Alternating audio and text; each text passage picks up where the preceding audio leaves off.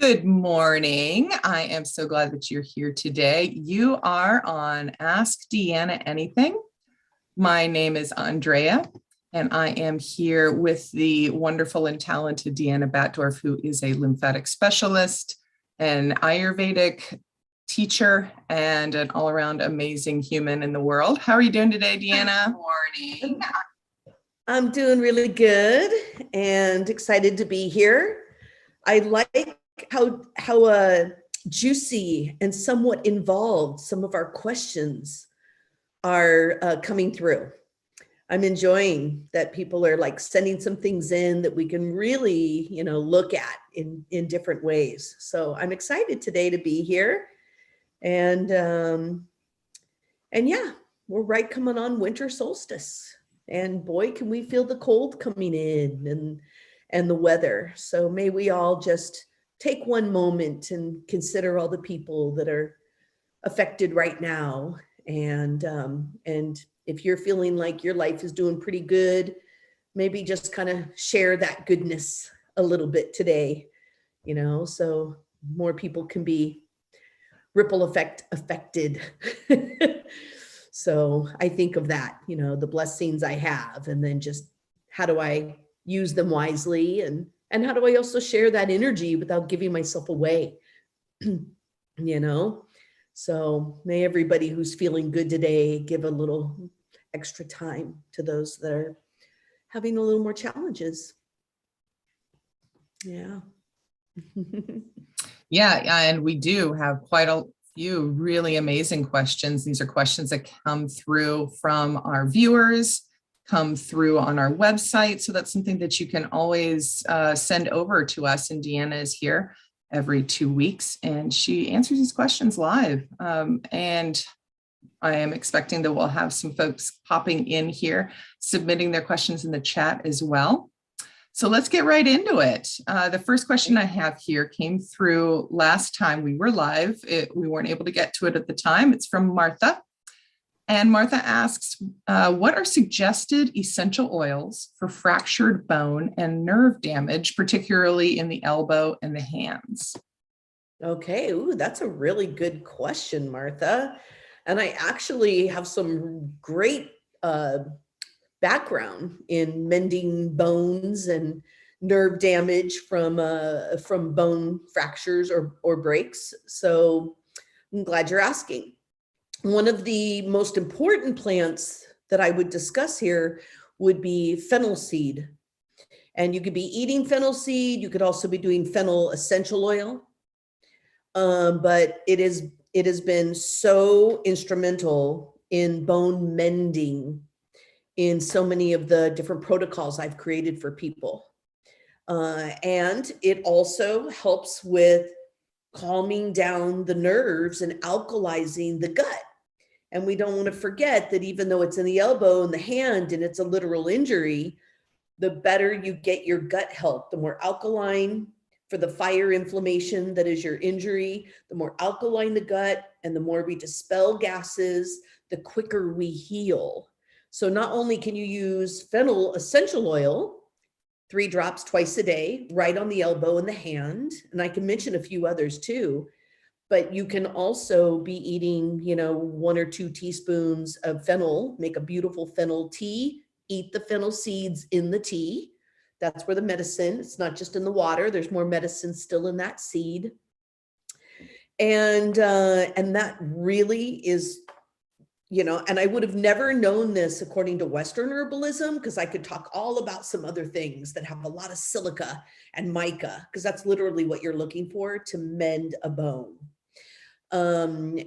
Things like boneset or comfrey or linden flower. Love me some linden flower, and it's really nourishing. But that fennel is specific to Ayurveda, and that's where I really found that information, since they really do see spices as the primary superfoods of their diet. Like that's what they see as superfood. It's one of the original superfoods we have are the spices. And that one just happens to have a lot of zinc and potassium and small amounts of silica. And that's what we need for bone mending. And another thing about this that is not necessarily about a plant, but I want to talk to all injuries, because there's like a bigger picture here. That is, the true healing of an injury is rest. And even that was tricky for me. I, really, affected my ankle on a trip recently, and it was really hard to stay off of it.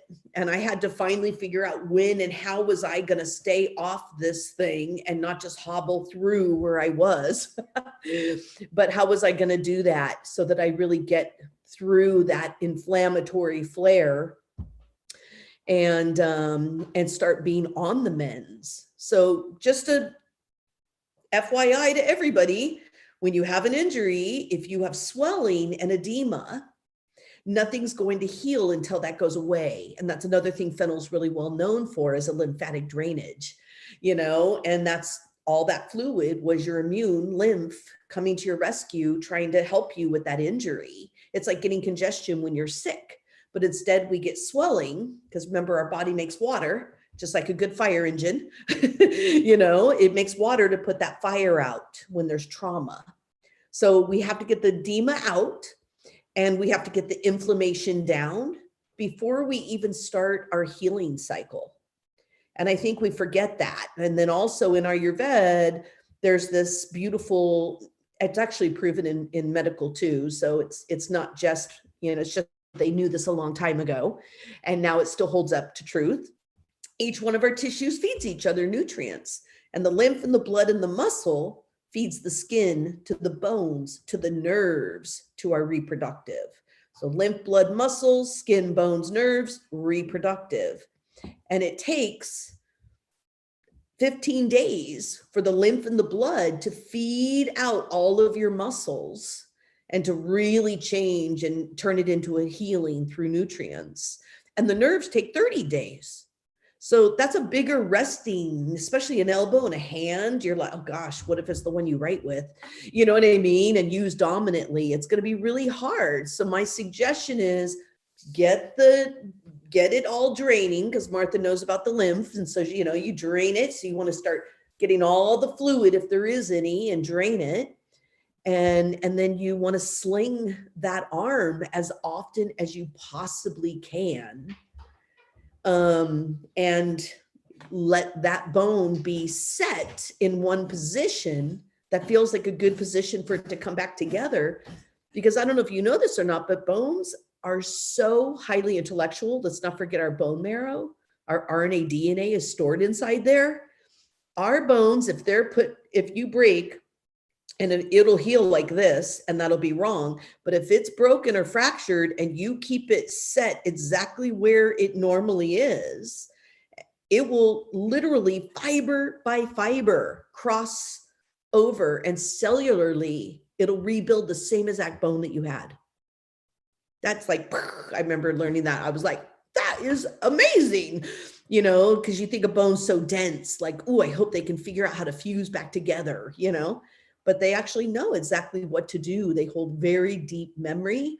And then when that bone is in the position, that's when your nerves start regenerating. So I'm just giving you there's the whole tissue and the muscles to deal with, and then making sure the bone gets set and rebuilt, which means you can't keep just using it.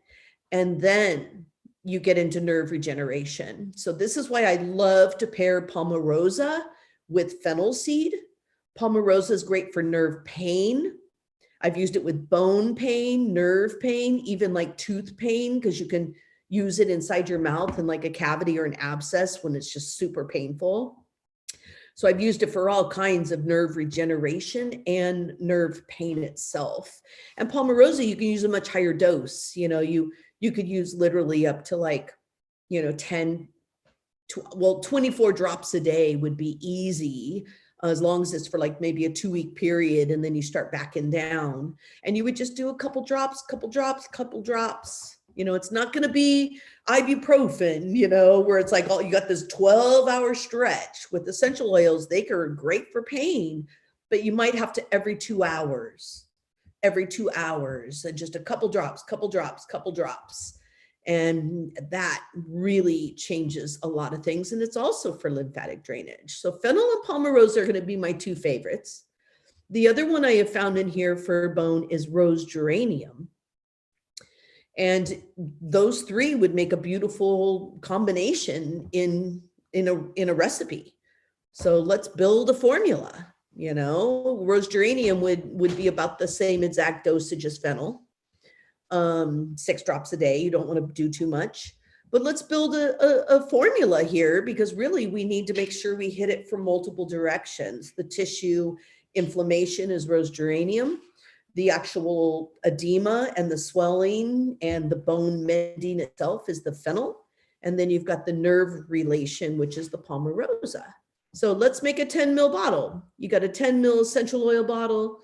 We're going to do 3 mils of fennel. Actually, 2 mils of fennel, 2 mils, 3 mils. Let's do 2 mils of fennel, 3 mils of rose geranium, and 5 mils of palmarosa. And then you'd be able to use that formula. You know, you'd be more at like 8 drops 2 times a day, you know, or you could do maybe a max of 20 drops, and you would do it like, you know, 2, 2, 2, and you could do it up to 10 times a day, you know, and just keep that really regulated, because that healing is going to need that reminder, and you want to keep it in your blood. Those essential oils are transdermal. They're going right into your bloodstream. So they really do make an effect on everything around that area. But slinging that up and not using it, it's actually the smartest remedy I could talk about. If I'm really going to be honest. And then you could make a nice little tea for a protocol. If you have your blend, you could make a tea of comfrey, rosemary, and linden flower, and a little boneset if you want. You know, if you can find it. If you don't have boneset, you could do nettle, and that would make a beautiful bone tea. And speaking of bone tea, when I had the apothecary bar in the winters, we would have bone tea, remember? But it was bone broth, you know, and I made this beautiful bone broth with like little chopped scallion and some seaweed. So think about that. This is the time of year for that. But bone broth is very good for bones. So this is usually the person where I'm like, you got a broken bone, you got nerves that are affected. That's the meat eater in Ayurveda. You know, now if you're Hindu or Buddhist, there would be no eating meat. So they would put you on mushrooms, and they would put you on more seaweeds if you were in the South by the ocean. You're not going to see that in Northern Ayurveda. There's no seaweed. But in the South, you will. Carolyn, you know, medicine, you would find that. So you'll have to go in a little different direction. But 2 cups of bone broth a day is going to rebuild your bones. And so that's something to think of too. You could put those herbs in bone broth, and you would just make a more, you know, a more thorough, specific tea. And that really would be a bone tea. So those would be my suggestions, you know, for thinking about that. And then there's the later nerve damage. Like Martha, you might want to ask a question when you get beyond this part, or whoever's having this problem in your life, because you help a lot of people with your learning. But we might want to have another discussion about just, okay, the injury's taken care of, there's still nerve damage, what do we do now? And then that's kind of another layer to injury, because there's layers, you know, it takes a couple months to actually make sure it's not long-term. Yeah.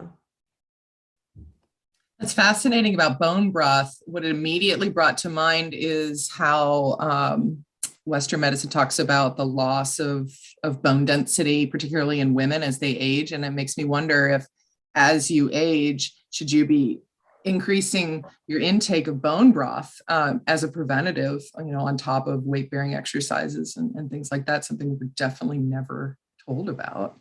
Yeah, I'm actually using bone broth where normally in my constitution, bone broth, I'm not even a huge, massive lover of it, but I also constitutionally, it doesn't really fit my needs as like daily.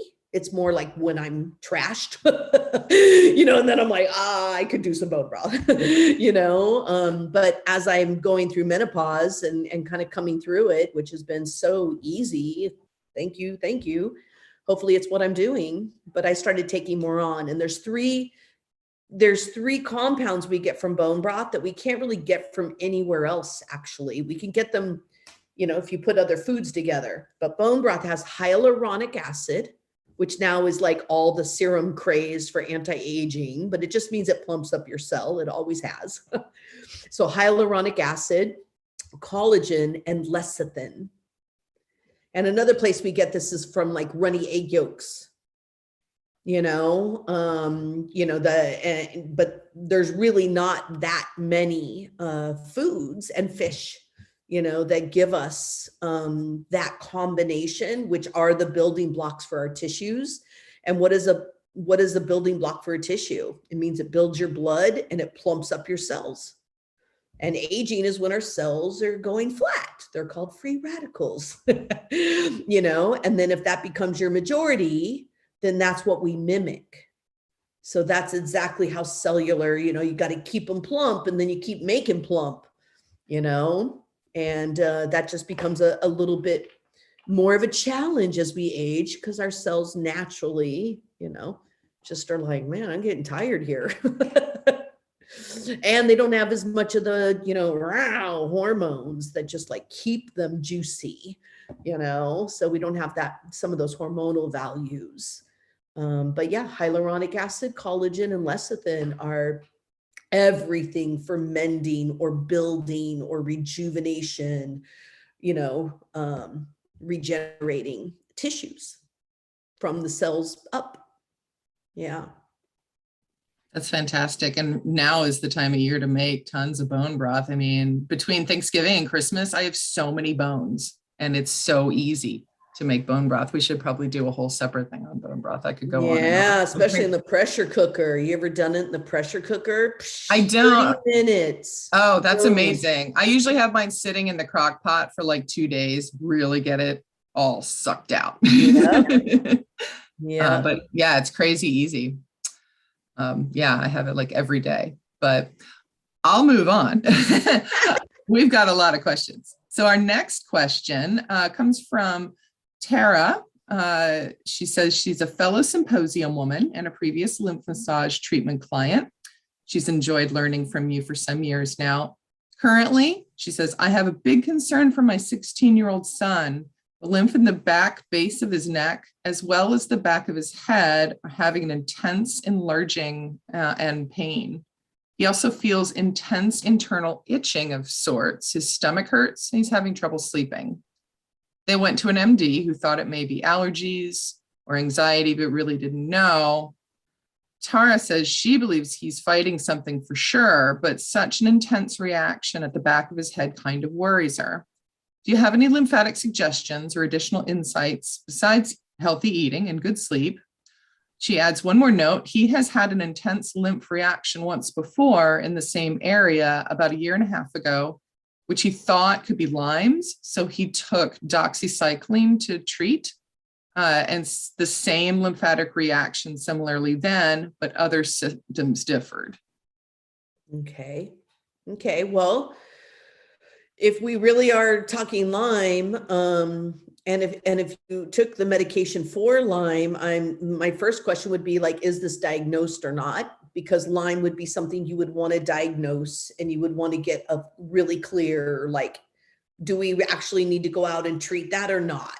And if Lyme's is there, you want to treat it as quick as you can. So, you know, that brings up a bigger, you know, warning sign for me in like, I wouldn't want to treat Lyme unless someone had it. But if someone had it, my treatment would be very different than just straight lymph, you know, working on something in the lymph. So that we need to figure out here.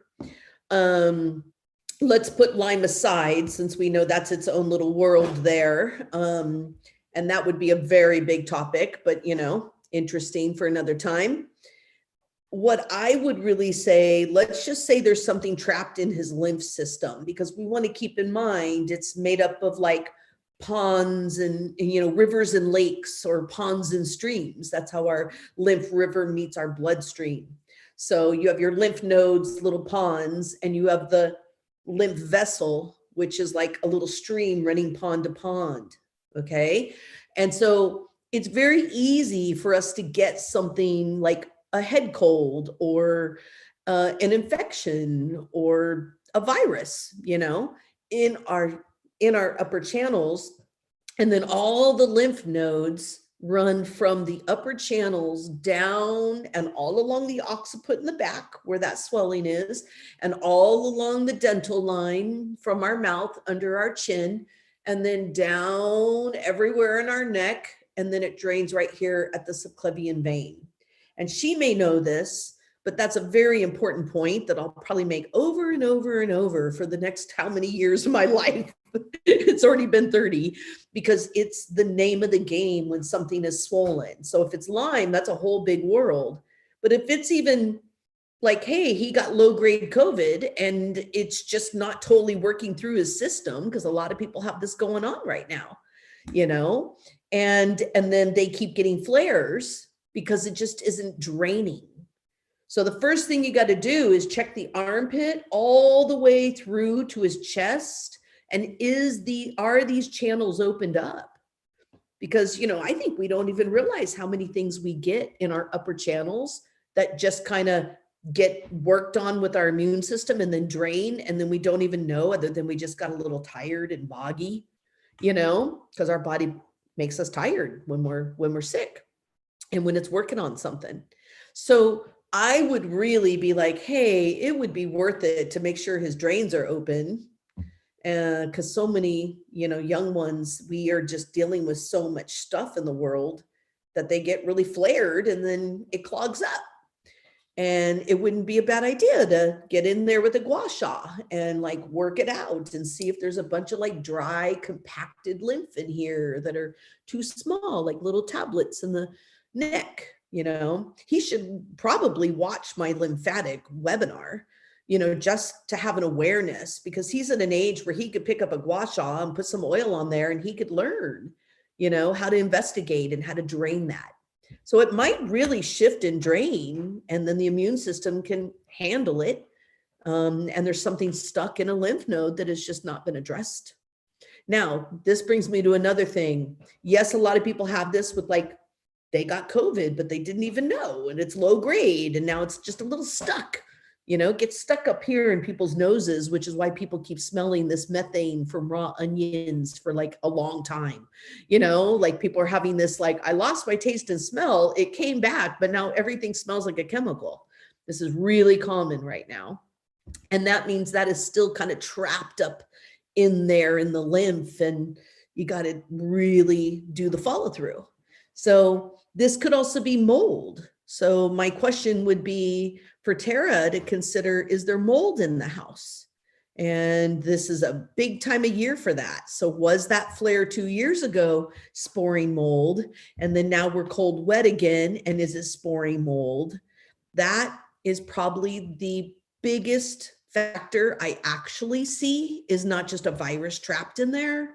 Or Lyme. One of the biggest things I find with those flares, especially back in here, is mold, because it gets in from people's pillowcases and their sheets. We forget how much it lives in fabric. You're not going to see it there first, and you don't necessarily know. And then we sleep on that pillow and it gets in our ear, and then that affects the lymph back in the back of the neck, more than sometimes the front. So, and then again, your body should be able to digest that small amounts.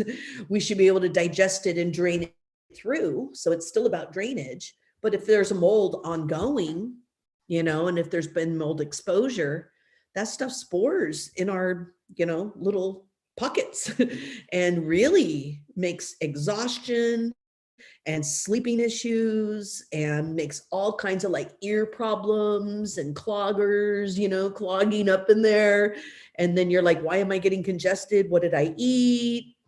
And it flares the lymph in the neck. So I would wonder about mold as almost primary, and then what could be stuck in his system perhaps from the last couple of years that hasn't been drained out. And then got to get a lab and a definitive on that Lyme, and Lyme is usually not secured with one round of medicine. And sometimes the medicine, a lot of times the medicine doesn't even work. And you still have to look at like, what else are we going to do to get this Lyme out of the system? And that's a whole nerve picture too. That's a whole muscle and nerve. That's the attacking. Those are the tissues that Lyme's really attacks, is nerve and muscle. And that becomes a whole different protocol. So if he does, and I'm going to hope not, but if he does get a lab that says positive to Lyme, well, that'd be a good question to like build a protocol here on Lyme itself, but it's involved, very involved, and takes a long time. I usually have to work with someone on the regular to just really track like, oh, this is what we have to do next. Oh, it went this direction. It's very mobile. It's very Vata mobile, that Lyme. So it likes to go like, I'm over here. No, now I'm over here. No, now I'm down in your knee. Now I'm in your big toe, and I'm like, whoa, I'm chasing this thing around. And it shows up very fiery and frenetic and hyper on the pulse too, So yeah, and that's why it causes a lot of insomnia also. So there are some symptoms that make me wonder, but check for the mold to see where that stands. And then, mold, I have a beautiful essential oil that's super inexpensive called Niaouli, Niaouli, another one called Cajeput, Cajeput, and Niaouli and Cajeput are really specific for killing mold spores. And then they're super mucolytic, meaning when you open it and smell it, they smell so good, but they're kind of like how people know Vicks Vapor Rub, mentholated, so there's a mentholatum and like an opening, expectorating, and they have a medicinal quality. But I noticed they're a smell that is like relieving and calming, and you might smell like a little medicine cabinet for a 16-year-old, but it won't smell flurry. It won't be fluff. It'll be more like, yeah, I'm working something out. Yeah, so those would be my two go-tos for mold or something trapped in the lymph in general. Yeah. Great, thank you. Madeline is here with us in the chat. Hi, Madeline. And Madeline has a question. She's wondering your recommendations to support perioral dermatitis. Perioral dermatitis. Okay, well, first thing that I think everyone should know is anytime you have an itis, it's the word of inflammation. So itis is inflamed, derma is skin. So first thing we want to know with the word dermatitis, it's skin inflammation. Now, most people can look in the mirror and be like, I know that already. It's red and flared. So that's why some people get triggered when they go, to the skin doc and they're kind of like, you have dermatitis. It's like, oh my gosh, yes, I have fire in my skin. What do I do? And then this is going to be more when it's flared in the mouth. So we're going to be looking more at the dental and inflammation in the dental. So, and correct me if I'm wrong, since Madeline's here, but it's when you have inflammation in the mouth that is starting to, make redness or even rashes or even acne, showing up in the skin.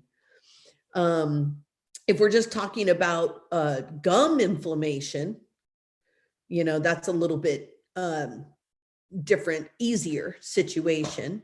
So we can see where, how far is this inflammation gone in this name. But this would be where I would really, first off, you have lots of nerve endings in there, and we have to get the inflammation down.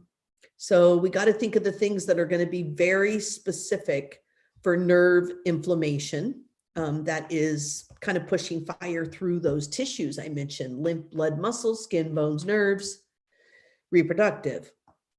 And I'm going to go back to good old frankincense, because how can I not? It's something you can rub on your gums and also dab on your skin. And it's just one of the most bitter, tonifying, anti-inflammatories, like right now. I could tell you blue yarrow could be even more for somebody who feels like there's an abscess or cavities involved, because that's a bacteria, that's infection or bacteria. I'd be all over blue yarrow. It's expensive, but that is one of the smartest bottles of essential oil to have around.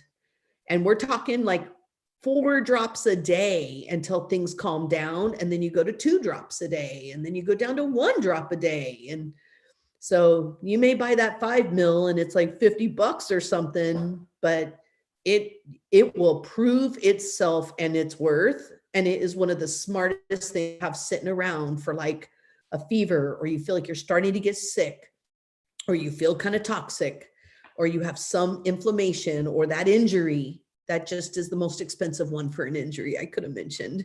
But man, could a drop just change everything. We even use it for extreme high blood pressure, during labor, to keep mamas at home, and it works. So I could mention lavender if that's what you have in your cupboard. And you'll just need a higher dose and it's a little bit dry. I could mention the frankincense for sure, my main anti-inflammatory.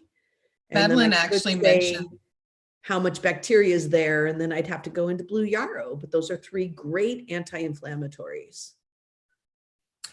So Madeline mentioned that she's experiencing this on her upper lip and around her nose, and it's following medication she had to take. Oh, okay. So she is having the skin condition, and it looks like it's an allergy onset. So we got to really call that what it is. When we get skin conditions from food, medication, pollen, that's an allergy. So you do want to make a note that you are allergic, at least mildly. It wasn't anaphylactic, but you have an allergic reaction to that medication. And that's an important thing to take note on. What is the compound, that you're allergic to there?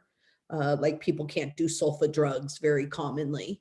Okay, now I'm going to go a little different direction and tell you one more anti-inflammatory. I was trying to keep it down, but the main one I would use for histamine response, Roman chamomile. So what I would be doing is I would do Roman chamomile with frankincense. And you would only need probably 1 drop of chamomile and like 2 or 3 drops of frankincense, like 3 times a day. And I would start rubbing that on your gums inside, and I would start smearing that into your nostrils. And I would really just let those antihistamine anti-inflammatories do their job. You probably want to do a little bit of elimination diet, because we start becoming intolerant to foods that are hard to digest. When we have a chemical reaction allergen, it'll kind of start the antihistamine response in your liver. Histamine is actually a hormone that your liver has to tell you when you aren't able to break down a food or really a protein molecule. That's what allergies are based on. So you really would want to do some elimination diet right now. And like, what are those foods you're intolerant to, or, what are challenging for you? A lot of times that's going to be dairy, gluten, nuts, those are the most common ones. And eggs is another biggie. And you want to just reduce those for a couple weeks while you reduce this inflammation and calm down your liver histamine response. And that way you don't end up with the histamine response that starts making foods, it's kind of like you put the livers on high alert. and you're going to need to calm it down and be like, hey, don't take this personal and don't think about this every time a protein comes through. Like, it's just this chemical. It's not my food. But your liver's going to need to do that because, it's the leader of the body. It's the CEO. And it takes its job very serious. And once it's on alert about an allergen, it kind of starts being like, who are you? No. Now, who are you? And it starts giving you, low tolerance. So I would do elimination diet for like a good 10 days. It doesn't have to be a long time. You can look it up online if you want the entire list of elimination diet. It's a great thing to know about.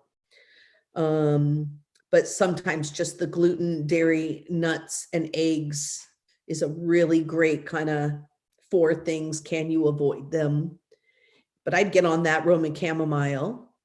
And Madeline, knowing you may have the essential oil, but knowing you probably have chamomile around just in herb that you've harvested or grown or, so I can just think about what your apothecary looks like right now. And you could do chamomile tea, but it's not quite as high it's not nearly the high dose you'd get in a couple drops of essential oil. That's like drinking 10 cups of tea. So you'd have to get on like a really strong, tea formula. And you could do it with lavender, lavender and chamomile tea would be a smart thing if you don't have those oils and you want to get started. Yeah, so that's where I would go with that question. And we just learned a lot about anti-inflammatories. So which ones did I mention again? Andrea, do you remember the 4? No, joking. I don't want to put you on the spot. There was definitely frankincense, lavender, Roman chamomile, blue yarrow. Yes. Those would be my favorites. I have others. Oh, blue cypress, rose geranium. Sorry.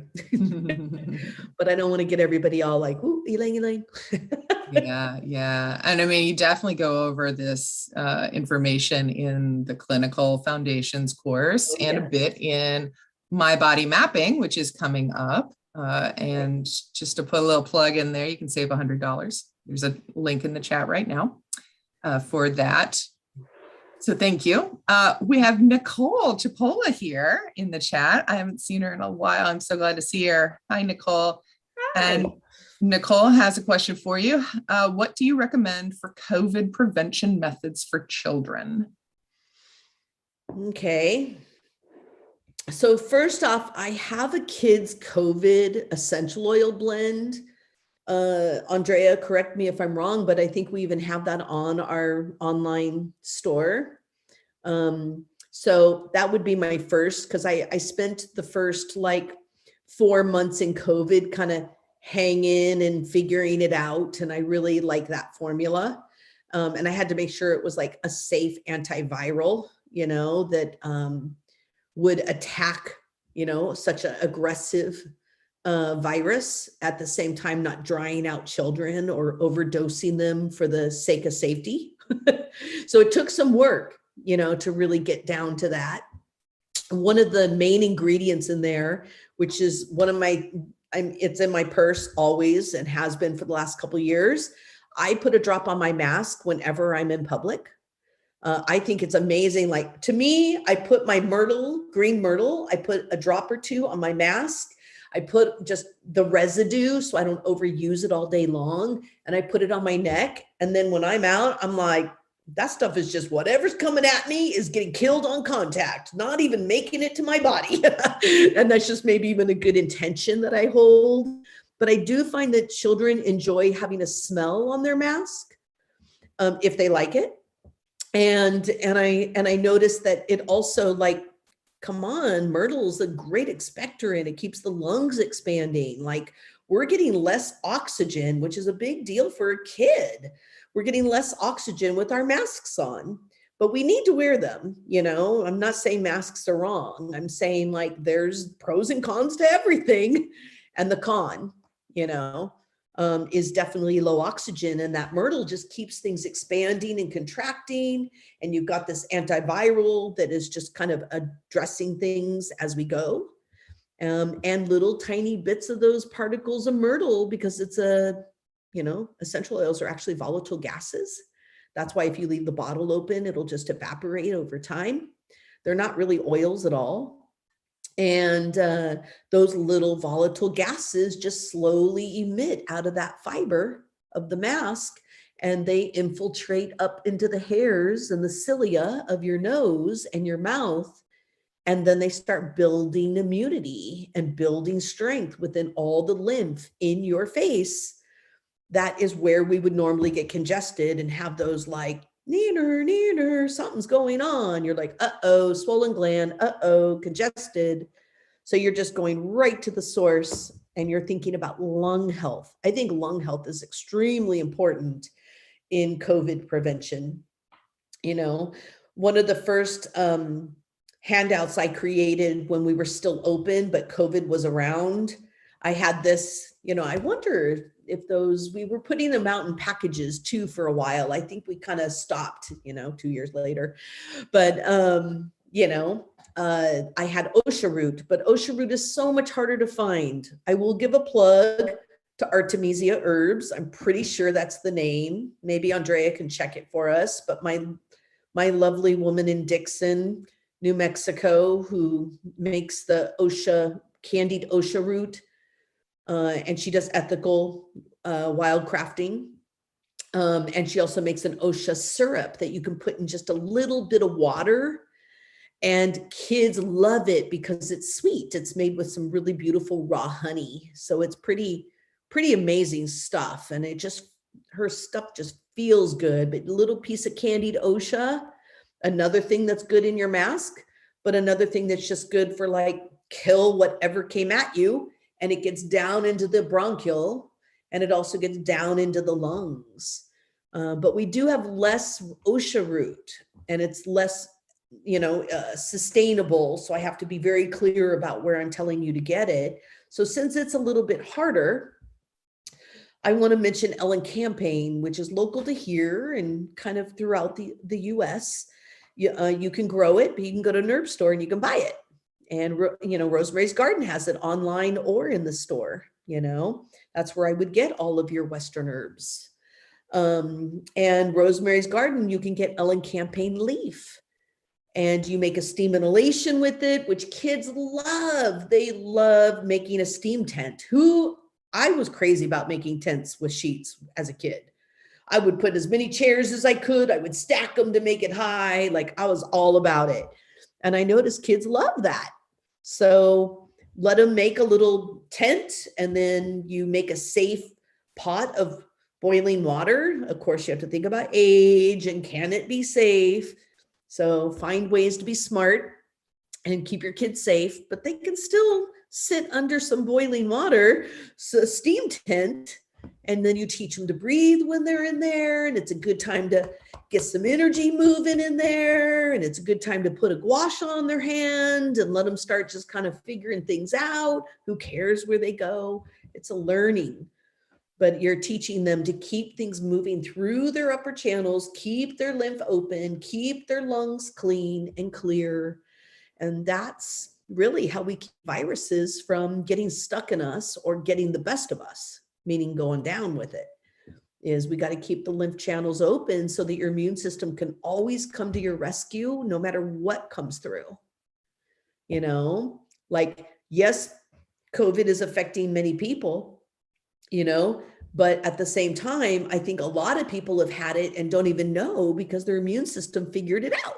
And then that's how people are like, what? I got antibodies? What the heck? Like, I didn't even have COVID. And it's like, well, your body probably did, and it figured it out.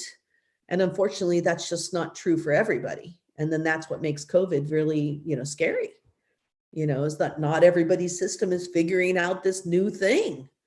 And it is affecting people a lot. So I think about Elecampane, I think about OSHA. I think about the myrtle for sure, because it's safe for children. And then I've got that nice, beautiful formula if you really want like a DeAnna designed, formulated, thought it through. Like if you want those kinds of details and, if I can help you with feeling safer with the formula, then it's there for you too. But those would probably be the things I would think of the most. Astragalus in food, like really packing in astragalus, even maybe tincture of astragalus that you could put in some medium, like maybe in that OSHA syrup, it'd be a great medium to throw some like astragalus in there, and build the immunity that way. Yeah. That's fantastic. I pulled out my jar of candied OSHA root. This is Artemisia herbs out of New Mexico. They are still around. They still have candied OSHA root to buy. So we're going to be posting a link to that in the, I love in the her description. company, and I feel very good about what she's doing with the OSHA. It feels like it's in the right hands. Oh, and it's so powerful. I remember I would feel the slightest tingle of dis-ease in my body, and I'd take a little bit and I'd put it in the back, just as you taught me, DeAnna, so that it could have that OSHA medicine just coming right down into my lymph system, and it would shorten and clear things right up. That's right. And I would say this might be good for Tara's 16-year-old too, just in the way of like, this needs to drain and that flaring's going on. It's rocks mold. Like it just kills mold like crazy. So yeah, we should almost do like an IG live or something with the owner of Artemisia Herbs and have her kind of like, it's her whole everything is OSHA. It'd be amazing to see what she would have to say about why she has an OSHA company and how does she make that sustainable, but also just how does she use it? Wouldn't it be interesting to see her perspective? She's probably very well-versed in that plant. That would be fascinating for sure. I'm amazed by that plant. So I'd love to squeeze in one more question, if we could. This comes from a viewer who says, I've been thinking a lot about hormones over the past few months. In my 20s, I was on birth control for 5 years, and this led to many health issues that I've worked hard on healing. Since going off birth control, there's been a few times over the past few years where I have felt a need to use the morning after pill. I would like to know what this rush of hormones is doing regarding the impact on overall health. Could you share ways to support after such a use, presumably of the morning after pill, even if that use was not recent, other birth control too? Thank you. Okay, well,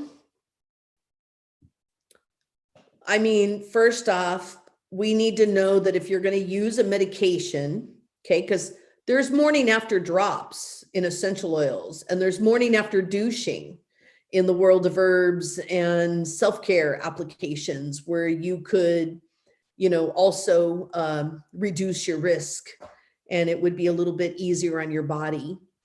But I understand the need for some people to feel that like they need full-on security in this world, and they take the morning after pill. So you have to remember you're working with a chemical. You're not just working with, sperm that you're like, hey, where you think you're going? You get back down here. You are not implanting in that egg. And there's all kinds of things you can do for that to change the direction and stabilize yourself. But, you now have a medication, and medications, they work, but they also wreak havoc on our cellular structure, and they're very dehydrating by nature. So they affect the liver and kidney. So the moment I hear somebody is either having to live on a medication, which some people really are needing them, and that is a real thing. And so it's just about knowing that there's die-off and there's stuff that gets stuck in the system. And it's also doing some stripping of some areas that maybe it wasn't being so selective about, because it does kind of broad sweep, chemicals do broad sweep, clearing or changing. So I think you're going to have to like reprime your yoni and reprime your vagina, like really making sure that like if it just took out everything to make sure that sperm died, there's some priming and some rebuilding to do. So I'm back to linden flower. I talk about it so much, I should probably be selling it myself, but I'm just helping Rosemary's Garden because I love Lena.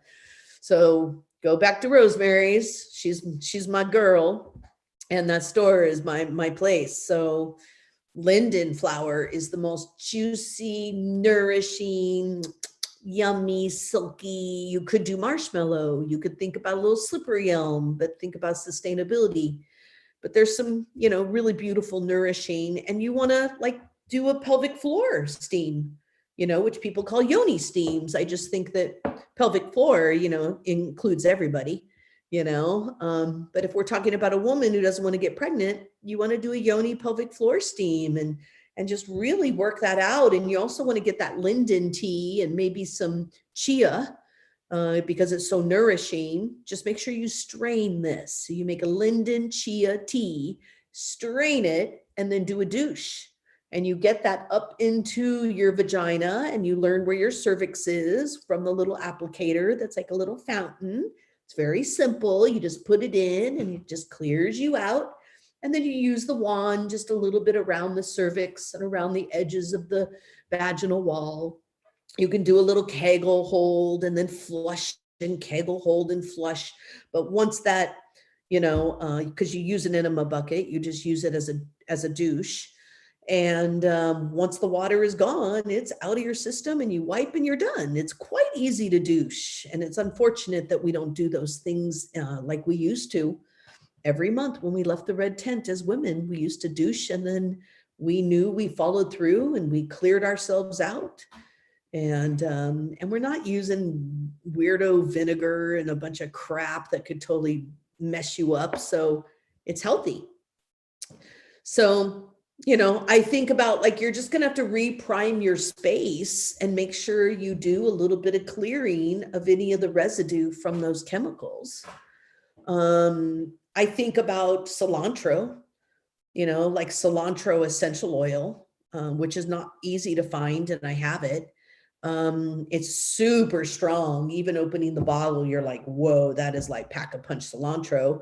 It's like really trusting the drop, so cilantro is another one of those, like you'll have it through a couple of years of your life easy, and you'll just use it once in a while.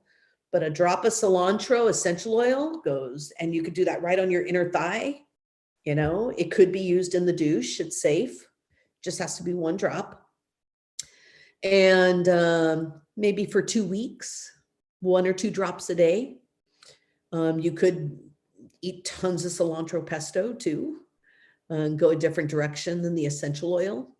But that's my main go-to for clearing chemicals out of the system and keeping, making sure I'm still allowing whatever choice someone's made with chemicals, medications, that they still work.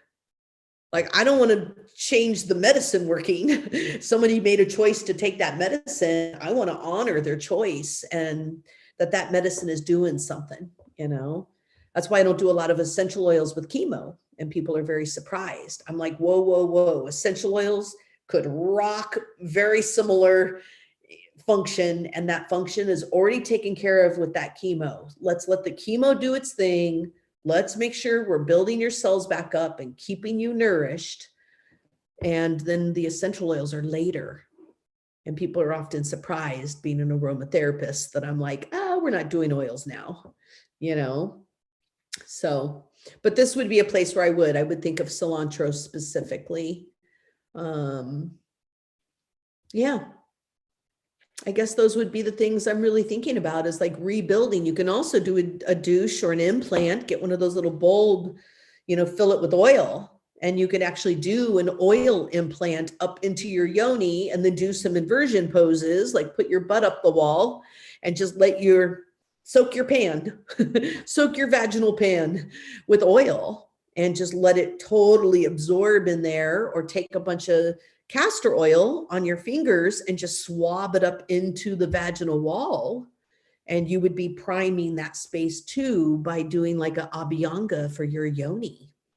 Abhyanga is applying oil. You're just applying it to your yoni. And I like giving permission to people to touch themselves and swab themselves and get into our places where we think we can't go, and we actually can, and we can help ourselves. But I have to give one more piece to this puzzle. I have to give what if there was something better than the morning after pill? But I mean, I can't promise surefire. I only know what I've used for my whole life. And I'm very fertile and I like to be intimate. So, I've always had to be super careful, being somebody who's chosen not to have children. Some people will say to me like, oh, did you have a problem having kids? Like, oh, I'm so sorry. And I'm like, no, actually it was a choice. I've got other kinds of children. So I've had to be careful. And I have two things I do. One is you can do a parsley tea douche, or this is what has worked for me. I take not curly parsley. This is not a good idea with curly parsley. Italian parsley. And you get those long sprigs of Italian parsley and you fold the stem in half. So you're just making it like you only want it like, an inch and a half long. You fold it in half, and I take just a little bit of nice soft cotton twine, and I wrap it around, and I basically make a parsley tampon. And I love teaching this to young girls who are like, I can't tell anyone I'm having sex, but I am. And then what do I do? And I'm not on birth control. And I'm kind of like, well, you might want to know about the parsley tampon because it's so simple, and it's inexpensive for many people, who need some advice. So, just a little string, you leave some string on it, just like a tampon. And you insert that. You're going to need just a little bit of oil around it, and I tell people any oil, like the olive oil in your kitchen, doesn't matter which oil, and that just helps slip it in, and it has to be able to fit in your vagina comfortably, and you leave it in there until it starts just like disintegrating. Like I'll go to urinate, I'll go to the bathroom and I'll wipe, and I'll just notice there's like little bits of parsley, and it's drying. It is diuretic. So it will dry you out, but not like a chemical, blast. It is going to dry you out because what parsley does is it's diuretic and it pulls fluids down. So I always am like, that parsley is going up infiltrating past the cervix and getting in, and it goes up in the fallopian tube, and it's like, hey, sperm, where you think you're going upstream? I don't think so. You get back down here, buddy. And literally it doesn't allow sperm to upstream and implant, but it does it through kind of astringent, dry you out and pull it down. So my yoni will start feeling really, really dry, and I'll see little bits and I know that it's like, my nice little warm yoni has been disintegrating that parsley and working that sperm through last 4 or 5 hours. And then you just remove that tampon. And then I usually make a parsley tea and then douche. And then I just douche, and then I take a bunch of castor and I just swab it up into my vagina, and then it absorbs all the castor, and then it's not even dry anymore. So it dries you out, but you can totally see that once you lube yourself back up, it didn't dry you out forever, and sometimes those morning after pill, that'll dry you out for weeks. Like people will say, I can't get juicy anymore. Like what happened? And I lost my libido. Like I'm just not, what happened? And I'll be able to track it back, to like, oh, they did the morning after pill and it just dried them out. And when we don't have the ability to get juicy, our libido, is lower. And that just means you need to, kind of reprime your space and get it juicy again. And then you get your libido back too. So there are some contraindications, even though I think there's a place and a need and an emergency once in a while for that morning after. But that's the one I would mention. I have another kind of one drop wonder essential oil, but To be honest, it's unethical for me in this place to throw that out there, because if somebody overused this abortive oil, you know, if it was overused and not respected, you know, most things that are abortives can leave you infertile. And so that's something where, you know, I don't want to put that out into public. I feel like it'd be unethical. What if I have a 16-year-old listening to me right now? You know what I mean? I don't want them to have that in their hands and then overuse it out of fear, or use it too many times in the month. And then I would totally be, you know, messing up their chances to get pregnant later. So that parsley will not do that. And that is the safest thing. And that I feel like I can say as an alternative, you know, but yep. I guess that would be the way I'd answer that question. I'm trying to think of what else I would consider for that, but yeah, I feel like that's probably, I'm feeling good. I feel like there's something missing. You can see my hesitation, right? You know me well enough, Andrea, to be like, I'm trying to think of like, there's one, let me just take one moment. I feel like there's one other thing. Do you have a? Well, I mean, I have to think that if there is something, you'll probably bring it up in your hormones webinar in February. So right. if it doesn't come to you immediately, February 26th, in the new year, DeAnna's going to be doing a webinar on hormones. So this fascinating subject can be continued then. So if it pops up, write it down. Yes, that's right. And can I plug a couple other things for myself? Because I'm going back into like full on teaching mode. So just a couple things for everybody is I'm also doing a scar tissue webinar. And just think about how many groups and communities of people who need this, whether it be the breast cancer community and having, you know, a mastectomy, or whether it's somebody who's had top surgery and you want to know how to just like have the chest that you're really looking to have, and how to deal with any scars that, you know, may have occurred from surgery, or somebody who's had a car accident or a C-section. I'm sorry, I could go on, but I help so many hundreds of people, thousands of people break down their scar tissue. And it's something, unless it's on a really hard spot to get to, it's really something you could do yourself, and you really can't hurt yourself, you know. And I'll just talk about knowing where you are and how you're doing it. But I am teaching scar tissue support, the breakdown on scar tissue. I thought that was a good little name I came up with. But I'm doing the breakdown on scar tissue January 9th. I'm trying a Sunday morning to see how that goes for people. And then I'm doing the hormones in February. And then just know body mapping starts January 8th, the day before scar tissue. So when you look at that, for some of you, you might be like, whoa, this looks kind of maybe basic.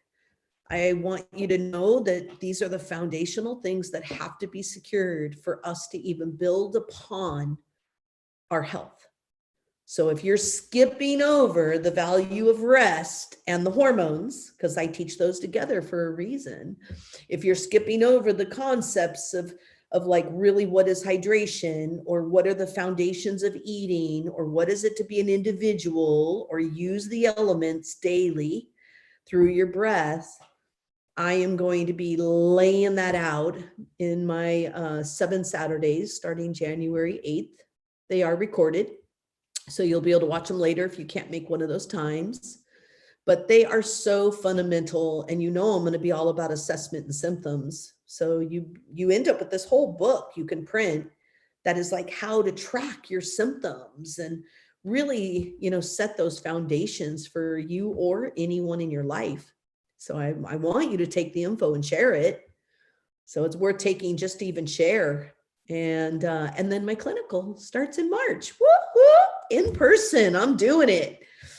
Yeah. So whoever wants to hang with me and go through the clinical course and do some deeper understanding of all these fundamentals, I'm down if you're down, and it's March to May. So it's going to be 7 3-day weekends in a little stretch of 3 months time. And so hopefully that'll be bite-sized and doable. And I'm very excited about that. It'd be so good to have folks together again, for sure. And that's going to wrap it up today for Ask Anything. We are going to have a special broadcast on the 30th. We're going to be live with a person who is an expert in getting small business vibes going. So if you started something new in the past couple of years to support yourself, or if you know other small business owners, let them know. And please stay tuned on the 30th at 9 a.m. Pacific. Otherwise, we mentioned a lot of really amazing things in today's live, and I want you to know that right now you can get those things, a lot of them from our website, at 15% off. So now's a really good time to stock up on that frankincense and that green myrtle and all that other good stuff. Stay looking at our website for the registration for the webinars that are coming up starting January 9th with that scar tissue webinar. And once again, right now is $100 off of My Body Mapping. So it's a really good time to register for that. It's filling up. And so you'll want to get a seat in there. That's an online class. So no matter where you are, wherever you're watching this from, you can be watching DeAnna talk about those amazing fundamentals that you really have to nail down. People take this class again and again just to get synchronized on that information that is so essential to everything that you're doing for your body. Otherwise, I hope that you are having a lovely season nearing the solstice, that light is coming back. So never fear. And we're looking forward to a great new year. Anything last words for us, I would just say that all of our beautiful carnelian gua shas have been stuck at the border, and they are here. And they are available online, and it is really hard to find pure, beautiful, actual carnelian gua shas. And Scott is back to being the person making all the wood gua shas. I don't know if anybody has known us for a long time or if you're new, but I'm sorry, my partner makes the most amazing gua shas, and you can't get a good ergonomic, fit in your hand, functional hardwood gua sha like anywhere. That's why we started making them. There's a whole lot of gua shas on the market now. Man, has it just become such the rage, which makes me super happy because I've been an advocate for so long. I'm like, look where it went. You know, I felt the same way with self-care. I'm like, man, I was talking that for so many years and look where it went. So there's a lot of gua shas out there, and may you find the one you need, but this batch of wood gua shas right now are brilliant. And the pure carnelian, they're more warming for opening up tissue. They're specific to scar tissue, actually. And they're also 15% off, which we don't do very often because, you know, they're artisan. It's a little harder, but everything is right now. So get your gua sha or buy one for a gift, please. Please buy your gifts at the DeAnna Essentials, you know, or maybe even buy me as a gift. Give me to somebody, you know, give a tongue assessment for $59. What a cool gift to give somebody a $59 tongue assessment with me. You know, I'm going to say all kinds of cool things about that tongue. So yeah, I would enjoy the support, and I hope everybody enjoys what we offer.